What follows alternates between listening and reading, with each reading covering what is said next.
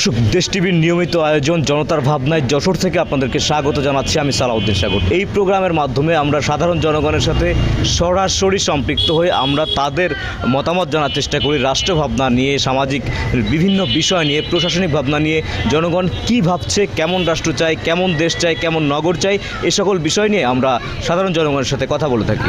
চলুন সরাসরি জনগণের কাতারে চলে যাওয়া যাক। চলে যাচ্ছে জনতার কাতারে। আমি প্রথমেই আপনার কাছে একটু আসতে চাই। আমি জানতে চাই যে যশোরে আপনি দীর্ঘদিন ধরে বসবাস করেন। আমরা দেখেছি যে সামনে বর্ষাকাল আসছে। বর্ষাকাল আসলে আমাদের যশোর শহরটাই মনে হয় যেন মনিরামপুরের সে ভবদহ অঞ্চল হয়ে গেছে। তো এই সমস্যা থেকে আসলে পরিত্রাণের জন্য কর্তৃপক্ষ কতটুকু ব্যবস্থা নিয়েছে, আর যদি না নিয়ে থাকে তাহলে আপনারা কি দাবি করতেছেন? ধন্যবাদ আপনার প্রশ্নটা করার জন্য। আমরা এই সমস্যাটা আমরা প্রতিনিয়ত আমরা বর্ষা আসলেই আমরা সমস্যার সম্মুখীন হই। এই নিয়ে আমরা অনেকবার আমরা প্রেস ক্লাবের সামনে আমরা মানববন্ধন করেছি। আপনি যে ভবদহ নিয়ে কথা বললেন, এটা নিয়েও আমরা কথা বলেছি। আসলে যখনই আমাদের এই সমস্যাটা সামনে আসে তখনই আমরা তোড়জোড় শুরু করি।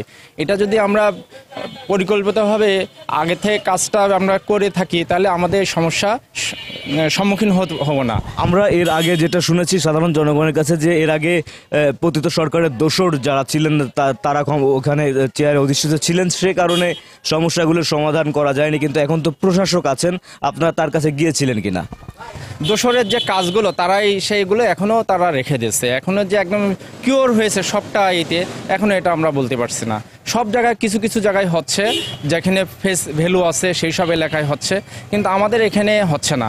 আর বিশেষ করে আমাদের আপনারা জানবেন যে বাংলাদেশের মধ্যে সবচেয়ে এখন ক্লিনিক্যাল শহর বলা হয় যশোরকে। যশোরের মধ্যে ঘোপ সেন্টার রোড, এখানে হাসপাতাল কেন্দ্রিক গড়ে উঠেছে প্রায় 250-র উপরে ক্লিনিক। এটা যত উঠেছে।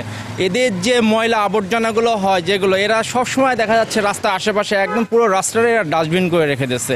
আমাদের এখানে আমরা সুবিধা মতো আমরা চলাফেরা করতে পারছি না। আমাদের এখানে যেটা হচ্ছে পয়জন, এটা আমাদের বাতাসে সবসময় ঘুরে বেড়াচ্ছে। এটার জন্য প্রশাসনের খুব সতর্ক দৃষ্টি আমাদের রাখতে হবে। প্রশাসনকে আমরা অনুরোধ করছি যেন এইটা তাদের মাথায় রাখে। ধন্যবাদ আপনাকে। আমরা শুনছিলাম ওনার কাছে, আপনি থাকুন, আমরা আবারও আপনার কাছে আসবো। এই পর্যায়ে আমি একটু আসতে চাই, উনি যে সমস্যাগুলোর কথা বলছিলেন হয়তো আপনিও চলতে পথে দেখেছেন। কেমন আছে আপনার নগর, আর কেমন নগরী চান? সমস্ত কিছু বলে 2 মিনিটে শেষ করা যায় না। জীবন কখনো ঘড়ির কাঁটা না, থামাই দিলে থেমে যায়। জীবন হলো একটা প্রক্রিয়া, এটা একটার সাথে আরেকটা দায়বদ্ধতা, সৃজনশীলতা এবং পরিমাপিকভাবে জীবন যদি গঠিত না হয়, নগরায়ণ কেন গ্রাম্য জীবনও সুন্দরভাবে গড়ে ওঠে না। জলবদ্ধতা, অস্থিতিশীলতা, বাজার, বিনা প্রেক্ষাপট গাড়ি ঘোড়া চালচলন, বিনা প্রেক্ষাপটের মধ্যে চলতেছে চিকিৎসা, শিক্ষা, এর কোনো ধারাবাহিকতা নিয়ম নেই। শুধুমাত্র দোষ দিলে হয় না, দোষটা সংশোধন, সংবর্ধন এবং সহনশীল মাত্রায় যদি না নিয়ে আসা যায় তাহলে একটা বেপরোয়া জায়গায় চলে যায়, যেটা বিগত 15 বছর গিয়েছে। এখনও পর্যন্ত যদি সেটা রক্ষা না হয়, যদি নিয়ন্ত্রিত না হয়, তাহলে একটা বিশাল বড় হুমকিতে পড়বে পরিবেশগতভাবে, অর্থনৈতিকগতভাবে, রাজনৈতিকগতভাবে, শিক্ষাগতভাবে এবং চিকিৎসাগতভাবে। যদি একটু মেনশন করে যে কোনো একটা বা দুটো বিষয় নিয়ে বলতেন। এখন এই বিষয়টা স্পেসিফিকভাবে বলতে পারবো না। আমরা যখন ফেস করি, যখন আঘাত পাই, যখন বাধাগ্রস্ত হয়, তখন আমাদের কাছে যে সমস্যাটা আসে সেই সমস্যার জন্য নাই মেনে নিতে হয়, নাই মানিয়ে নিতে হয়। এই দুটোর মাধ্যমে ছাড়া আমরা চলতে পারি না। মেনে অথবা মানিয়ে নেওয়ার কথা বলেছেন, তো আমি একটু আপনার কাছে এই মুহূর্তে জানতে চাই যে আসলে যশোর শহরের যে যানজটের অবস্থা কি দেখতে পাচ্ছেন আপনি? এই শহরের চলাচল আসলে এখন কতটা উপযোগী? পৌরসভা যারা আছে এরা তো দায়ী। এরা রিক্সা এবং ইজি বাইকগুলারে দেদারসে চলাচলের ইয়ে করে দিচ্ছে। লাইসেন্সবিহীন যেগুলো আছে সেগুলো চলাচল করতে দিচ্ছে। বেসিক্যালি এটার কারণে আমাদের জনজীবনে দুর্ভোগ নেমে আসতেছে আর কি। আচ্ছা, আমি যদি আপনার কাছে একটু জানতে চাই, কেমন যশোর চাই আমরা, কেমন নগরী চাই?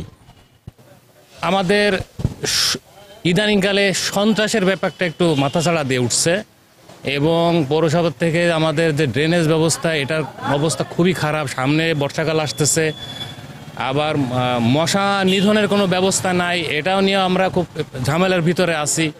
এটাই আসলে বেসিক্যালি আমাদের আশুমুক্ত কামনা করে প্রশাসনের কাছ থেকে আর কি। যশোরে তো ছোট একটা শহর, অনেক মানুষের বসবাস, তো এই অবস্থাতে প্রশাসনিক অবস্থা কেমন দেখতে পাচ্ছেন? প্রশাসনিক অবস্থা বর্তমানে যে অবস্থা আমার কাছে তো মোটেই ভালো মনে হচ্ছে না, কারণ যানজটের একটা ব্যাপার, তারপরে রাহাজানি, ছিনতাই, খুন, কাল কয়েকদিন আগেও একটা খুন হলো, সামনে ঈদ আছে, এখন আরও মানুষ ঢুকবে যশোরে, তাদের নিরাপত্তার একটা ব্যাপার আছে। যখন এই পরিস্থিতি চলতে থাকলে তো আসলে সবাই একটা মানে অস্থির পরিস্থিতি তৈরি হবে।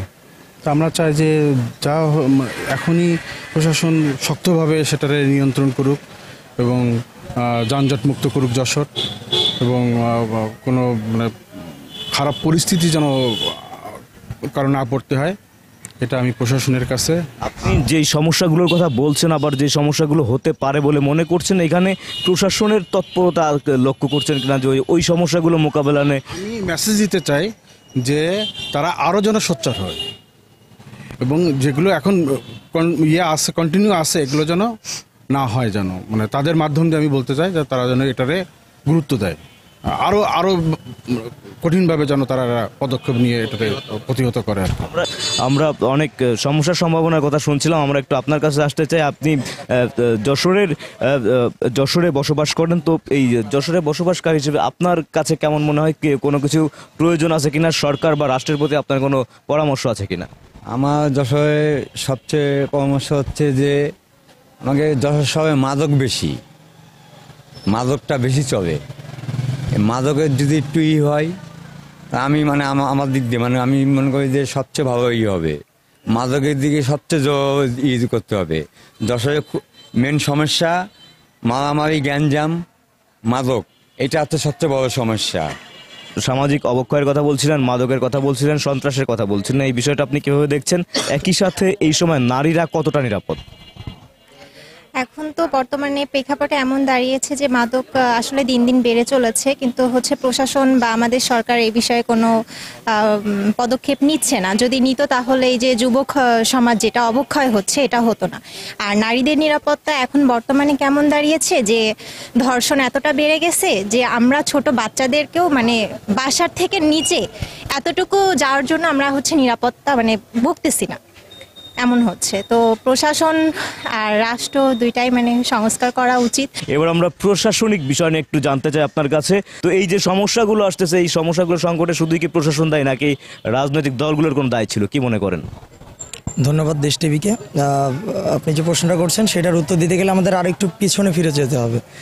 একজন রাষ্ট্রপ্রধানের সাথে শুরু করে 300 আসনের এমপি মন্ত্রী সবাই পালিয়েছে, ঘটনাটি বিরল। এমন ঘটনা পৃথিবীর ইতিহাসে কোথাও ঘটেছে আমরা জানি না।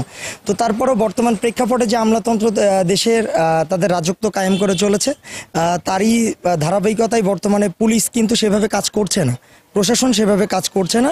তার যদি কাজ করতো, সন্ত্রাসীরা এইভাবে ওপেনলি কাজ করতে পারতো না। দিনে দুপুরে মার্ডার হচ্ছে, প্রত্যেকটা জায়গায় ধর্ষণ হচ্ছে।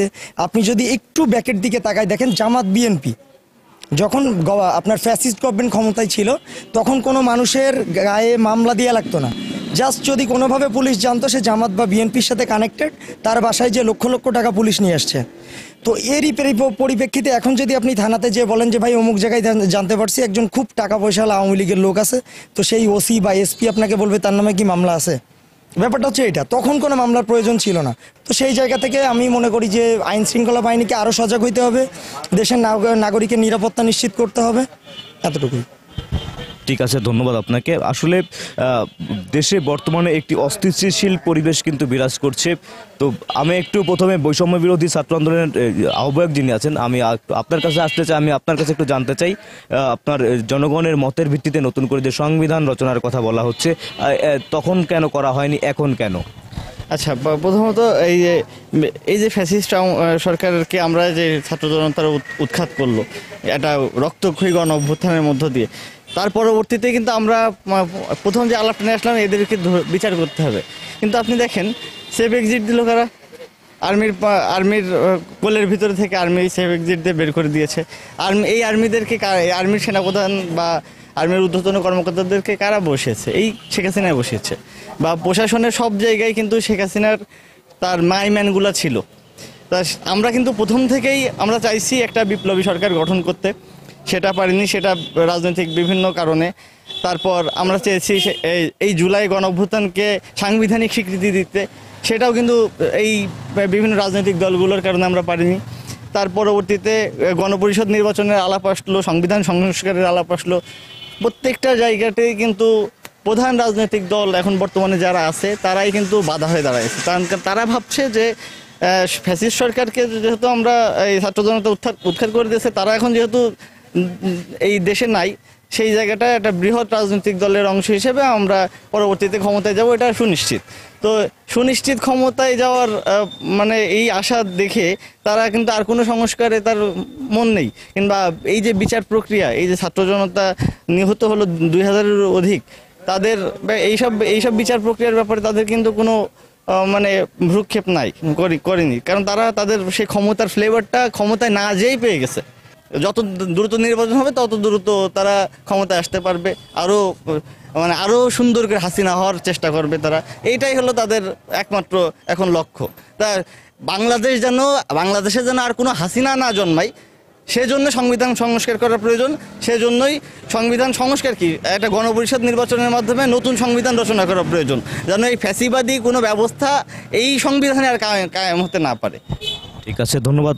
আমরা এ পর্যায়ে আপনার কাছে একটু জানতে চাই যে আসলে এখন দেশে যে পরিস্থিতি চলছে, আমরা একটু আগে শুনছিলাম যে আসলে রাজনৈতিক অন্যান্য দলের সাথে ছাত্রদের যে মতানৈক্য হচ্ছে, তাদের মতের সাথে মিলছে না। তো এই ব্যাপারগুলো আসলে কিভাবে ওভারকাম করা যায়, আপনি কি মনে করছেন?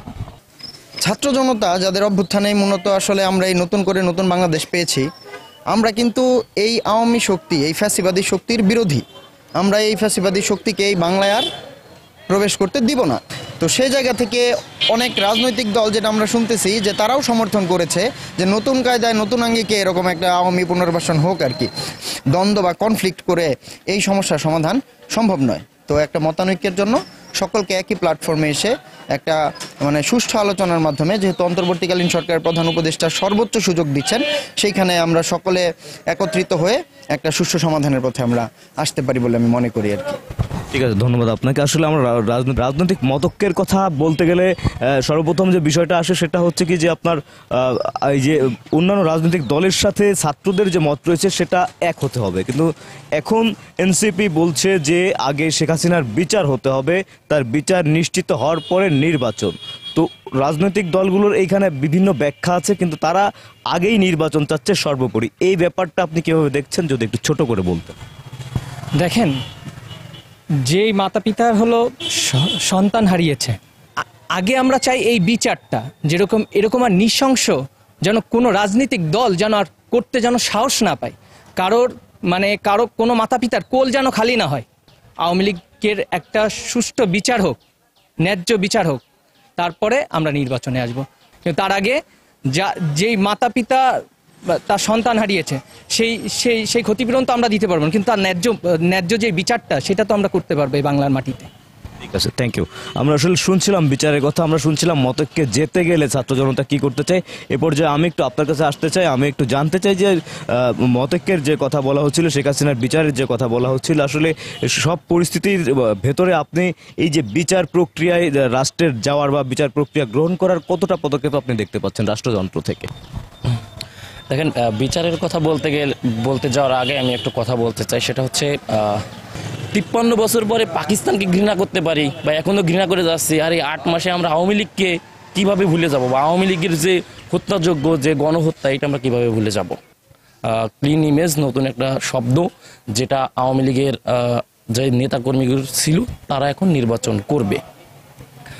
এখানে আওয়ামী লীগের যারা দল করেছে তাদের ক্লিন ইমেজ বলতে কিছু নেই। আওয়ামী লীগ সমর্থন করে এই ধরনের ব্যক্তি কখনো ভালো হতে পারে না।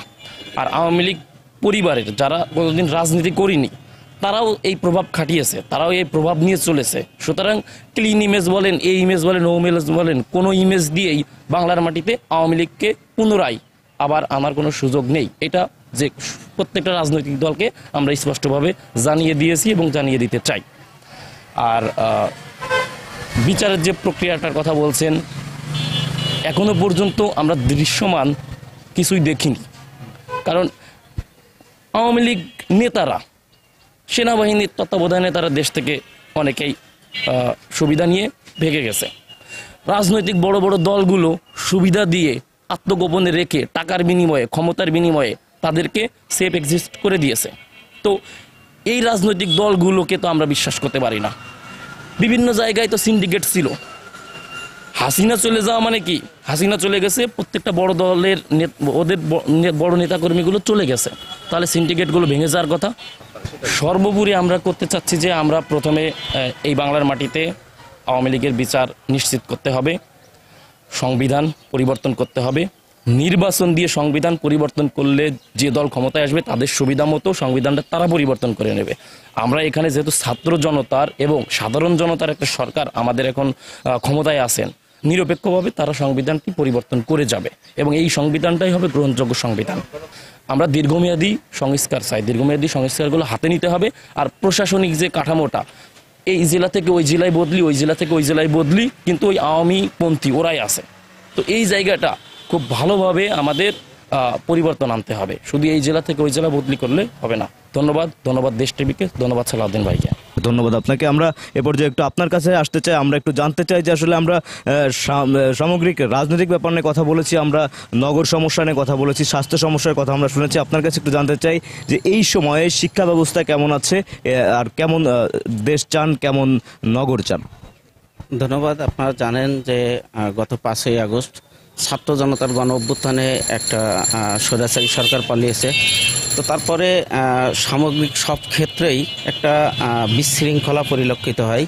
তো এই বিশৃঙ্খলা থেকে ঘুরে দাঁড়ানোর জন্য একটা অন্তর্বর্তী সরকার চেষ্টা করছে। যদি বর্তমান সংবিধান অনুযায়ী সেই সরকার আবার একই রকমে আসে, তাহলে আমার যেটা মনে হয় ব্যক্তিগতভাবে যে স্বভাব চরিত্র কোনোটাই পরিবর্তন হবে না। তো রাজনৈতিক দলের উচিত যে এই অন্তর্বর্তী সরকারকে ওই সংস্কারে, যত দ্রুত সম্ভব সংস্কারে তারা সহযোগিতা করুক, যেন ওই সংস্কারটা দ্রুত শেষ করেই একটা নির্বাচন দিতে পারে, যেটা অবাধ, সুষ্ঠু এবং মানুষের কাছে গ্রহণযোগ্য একটা নির্বাচন হয়। এবং বিগত দিনের যে আচরণগুলো যেন ওই আচরণে কোনো সরকার ফিরে যেতে না পারে, এমন একটা সংস্কার এই বাংলাদেশের মানুষ চায়।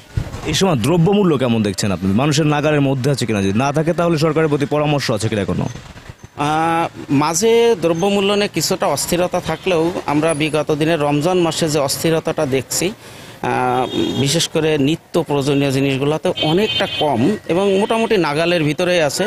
তারপরেও কিছু জিনিস আছে যেমন তেল, চাল, এটার একটা অস্থিরতা আছে। এইগুলো একটু কিছু নজর দিলেই সাধারণ মানুষের ভিতরে স্বস্তি ফিরে আসবে। যদি প্রশাসন অন্তর্বর্তী সরকারকে সর্বাত্মকভাবে সহযোগিতা করত, তাহলে এদের দ্বারা সম্ভব ছিল। কিন্তু রিসেন্ট যে ঘটনাগুলো দেখি, আইন শৃঙ্খলার যে অবনতি, সেক্ষেত্রে প্রশাসনের কেন যেন মনে হয় যে একটা ছেড়ে দেওয়া ভাব আছে। এই ছেড়ে দেওয়া ভাব থেকে বেরিয়ে এসে তারা যদি আগের মতো অবস্থানে চলে যায়, তাহলে এগুলো কোনো অসম্ভব না সরকারের পক্ষে। ঠিক আছে, অনেক ধন্যবাদ আপনাকে।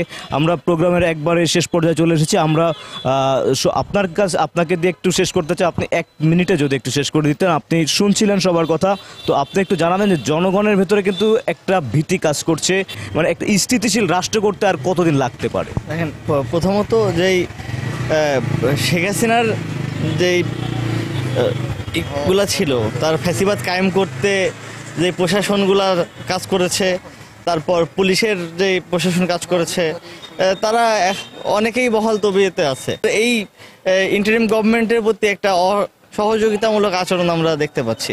আচ্ছা, আপনার কাছে আমি একটু জানতে চাই, আপনি যেহেতু এখানে এই পয়েন্টে আসছেন, আমি একটু জানতে চাই যে আসলে আমরা দেখেছি যে ধর্ষণ হলে ছাত্র জনতা আদালত চত্বরে বিক্ষোভ মিছিল করেছে, তারপরে তারা মশাল মিছিল করেছে বিভিন্ন ইস্যুতে, কিন্তু আমরা কখনো দেখিনি যে আসলে প্রশাসনকে বাধ্য করার জন্য প্রশাসনকে আলটিমেটাম দিয়েছে ছাত্র জনতা। জেলায় জেলায় যদি এটা হতো তাহলে একটা পজিটিভ রেজাল্ট আসতো কিনা, কি মনে করেন আপনি? যশোরে যেই সম্প্রতি যেই 4-5টা ধর্ষণের ঘটনা ঘটেছে, সেগুলোতে পুলিশ প্রশাসন খুব তড়িৎ অ্যাকশন নিয়েছে এবং অপরাধীদের গ্রেপ্তার করেছে।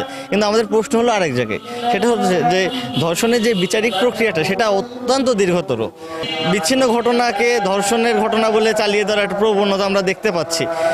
কারণ এই জায়গাটাতে আসামি মনে করছে যে এটাতে খুব সহজেই দোষী যারা, তাদেরকে বিপদে ফেলা যাবে।